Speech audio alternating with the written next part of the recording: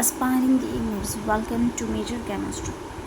આજે આપણે MSc Sem 3 કન્ફર્મેશન્સ of પર હાઇડ્રો એન્થ્રાસીન વિથ ઇટ્સ સ્ટેબિલિટી એવો એક ક્વેશ્ચન ડિસ્કસ કરવાના છીએ.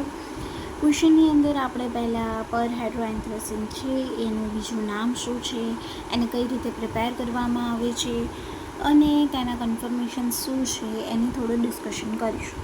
Okay, so let's start with the statement showing that perhydroanthracene છે એને સાયક્લોહેક્ઝેન 1,4-dilinidine સાયક્લોહેક્ઝેન પણ કહેવાય છે અને તે એક ટ્રાયસાયક્લિક કમ્પાઉન્ડ છે જેમાં 3 સાયક્લોહેક્ઝેન રિંગ છે એમને સાથે ફ્યુઝ કરવામાં આવે છે.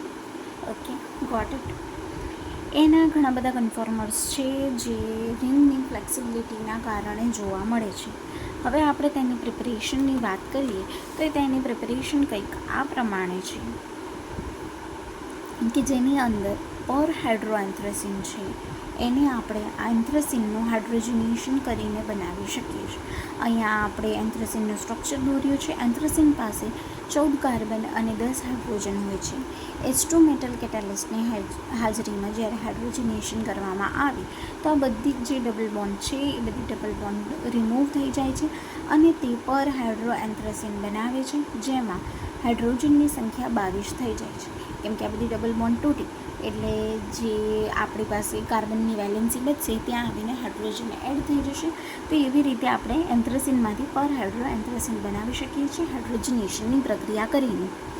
આગળ સમજીએ કે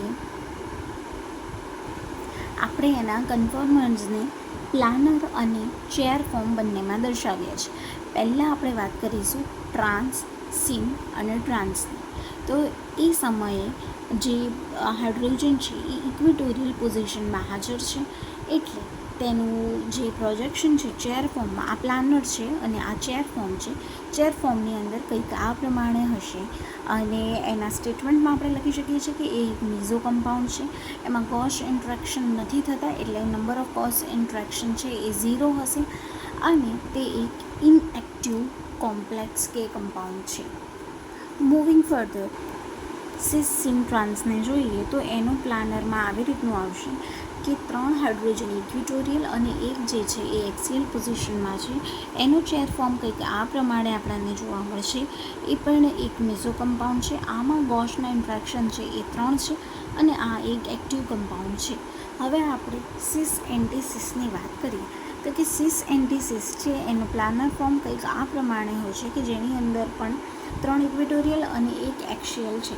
પણ હવે અહીંયા આપણે સિસ એન્ટીસિસ છે તો બે આપણે સિસની અંદર બતાવીશું. એ કંઈક આ પ્રમાણે જોવા કે આ જે છે એનું ચેર ફોર્મ છે એની અંદર તમે આ સ્ટ્રક્ચર્સ જે છે એ ખાસ એકવાર યાદ કરી લેજો. બાકી તો કંઈ આખા ક્વેશ્ચનમાં છે જ નહીં. જે છે એ સ્ટ્રક્ચર બધે મોઢે કરવાનું છે. આ પણ એક મીઝો કમ્પાઉન્ડ છે. ગોસ ઇન્ટ્રેક્શનની સંખ્યા 6 છે અને આ એક ઇનએક્ટિવ કમ્પાઉન્ડ છે. ટ્રાન્સ એન્ટી ટ્રાન્સની વાત કરીએ તો એના પ્લાનર ફોર્મની અંદર બધા જ જે છે એક્સિયલ ફોર્મમાં હશે જે હાઇડ્રોજન છે એ. એટલે અહીંયા આપણે એક્સિયલ ફોર્મમાં હાઇડ્રોજનને બતાવ્યું. આ એનું ચેર ફોર્મ છે. આને પણ તમે ડ્રો કરવાની પ્રેક્ટિસ કરી લેજો. ઓકે, ટ્રાન્સવાળો જે હતો 4th નંબરનો એમાં ફક્ત ખાલી એટલું જ લખવાનું છે એ એક્ટિવ કમ્પાઉન્ડ હોય છે. એમાં મીઝો કમ્પાઉન્ડ કે ગોસ ઇન્ટ્રેક્શન આવતા નથી એટલે તમે એ પ્રમાણે એને લખી નાખજો. કેમ કે એ જે છે એ શું કહેવાય મીઝો કમ્પાઉન્ડ છે જ નહીં. સો એને એવી રીતે લખવાનું નહીં આવે. હવે સિસની વાત કરીએ તો એની અંદર આપણી પાસે એવું છે કે ઈ એટલે કે 3 ઇક્વિટોરિયલ અને એક એક્સિયલમાં જોવા મળશે. આ એનું ચેર ફોર્મ છે. એ પણ એક મીઝો કમ્પાઉન્ડ છે. ગોસ ઇન્ટ્રેક્શન 6 છે પણ એ ઇનએક્ટિવ છે. સ્ટેબિલિટી ઓર્ડરની વાત કરીએ તો સૌથી વધારે સ્ટેબલ છે ટ્રાન્સ એન્ટી ટ્રાન્સ. એનાથી ઓછું છે સિસ સિન ટ્રાન્સ. એનાથી ઓછું સિસ એન્ટીસિસ, સિસ સિન સિસ મીઝો અને ટ્રાન્સ સિન ટ્રાન્સ એ ડીએમ. ઓકે, તો અહીંયા આપણું આ ક્વેશ્ચન કમ્પ્લીટ થાય છે. આ ક્વેશ્ચનમાં બહુ ખાસ કંઈ સમજવા જેવું હતું નહીં. જે છે તમારે મેમોરાઇઝ કરવાનું છે. 2-3 વાર લખીને તમે પ્રેક્ટિસ કરશો એટલે તમને બધા જે સ્ટ્રક્ચર છે એ આવડી જશે. હોપ સો કે તમને આગળના ક્વેશ્ચન્સ પણ સમજમાં આવી ગયા હશે.